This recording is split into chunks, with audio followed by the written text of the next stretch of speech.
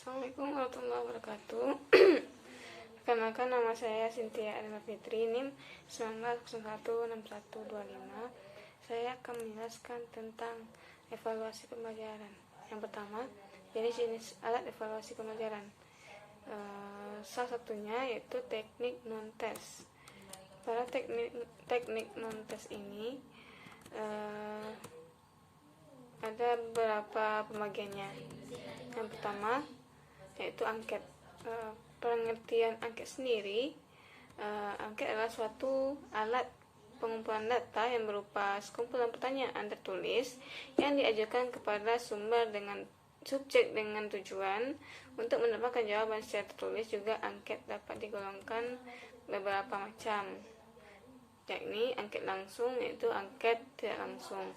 Angket langsung ini menjawab atau mengisi angket itu subjek yang diselidiki sendiri, sementara angket tak langsung yakni menjawab atau mengisi angket itu yang bukan subjek dari yang diselidiki sendiri. Bagian non-tes lainnya yaitu wawancara atau interview. Interview adalah alat komunikasi interaksional antara dua pihak. Metode pertukaran yang dipakai adalah secara verbal dan non-verbal dan mempunyai tujuan tertentu yang terperinci. Ada dua macam tipe interview. Yang pertama, interview secara langsung dan interview secara tidak langsung.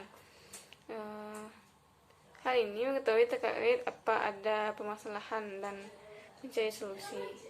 Selanjutnya yaitu pengamatan atau observation. Observasi adalah kegiatan menganalisis dan mengadakan pencatatan secara sistematis mengenai tingkah laku, melihat atau mengamati sesuatu secara langsung. Baiklah, kita masuk kepada syarat alat evaluasi pembelajaran. Yang pertama, validitas. Validitas ini berarti sejauh mana ketepatan dari suatu alat ukur dalam melakukan fungsi ukurnya. Suatu tes atau alat ukur yang dinyatakan valid apabila alat ukur tersebut benar-benar mengukur objek yang hendak diukurnya. Semakin tinggi validitas pada alat ukur, semakin baik alat ukur itu untuk digunakan.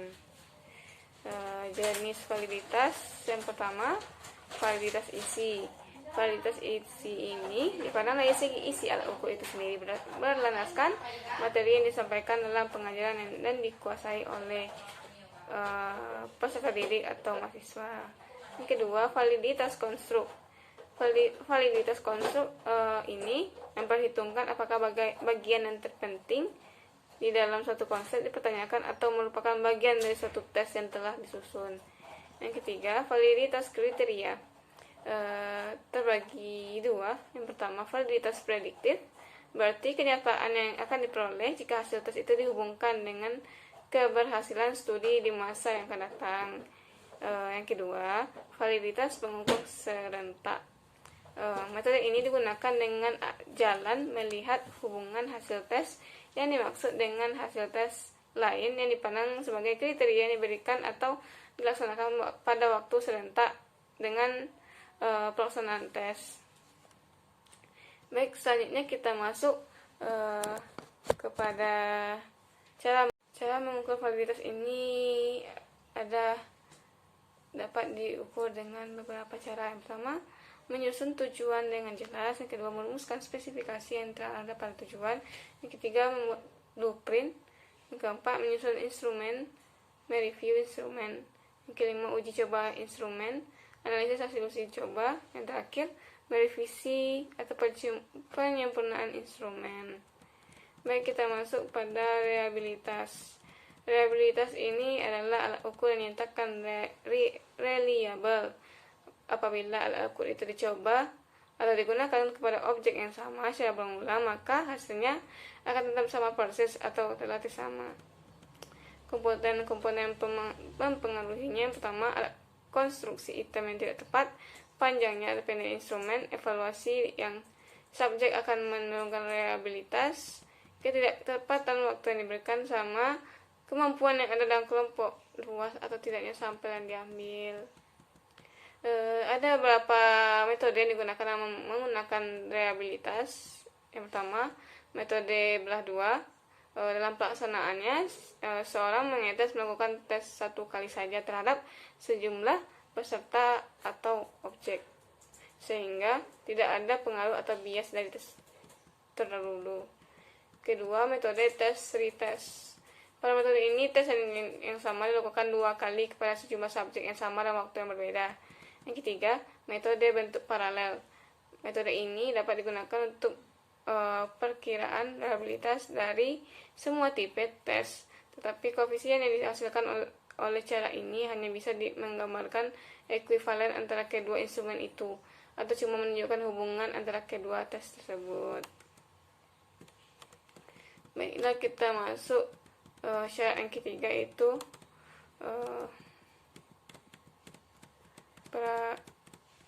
praktikalitas. Ciri-ciri memenuhi persyaratan praktikalitas. Yang pertama, alatnya mudah diskor. Alat target yang dapat digunakan sehingga hasilnya lebih homogen. Siapa saja yang memeriksa kertas jawaban ujian dalam waktu yang berlainan, hasil skornya tidak akan berubah sama sekali. Waktu yang digunakan memeriksa hasil ujian itu tidak membutuhkan waktu yang lama. Pemeriksaan hasil ujian itu tidak memerlukan tenaga yang ahli dalam bidang yang dites itu. Yang kedua, mudah diinterpretasikan. Skor yang didapat sebagai hasil pengukuran belum memiliki arti kalau skor itu tidak diinterpretasikan. Yang ketiga, waktu yang tepat dan tidak terlalu lama. Tes yang pengerjaannya memerlukan waktu terlalu lama akan membosankan, dan sebaliknya tes yang selalu cepat juga merugikan, walau tes itu memungkinkan power test atau speed test. Selanjutnya, objektivitas. Objektivitas adalah salah satu syarat dalam menyusun suatu tes dengan manifestasinya. Dengan ketentuan, seorang diwajibkan untuk melakukan dengan syarat seseorang diwajibkan untuk tidak melakukan penipuan atau berbuat bohong sama sekali. Tipe tes objektif ini ada 2. Yang pertama, tes berisi pertanyaan multiple choice, yaitu semua jawaban bersifat khas dan telah ditetapkan sebelumnya. Yang kedua, tes berisi pertanyaan true false, yaitu semua jawaban dalam pilihan benar salah. Baiklah, itu yang dapat saya sampaikan. Terlebih dan kurangnya mohon maaf. Assalamualaikum warahmatullahi wabarakatuh.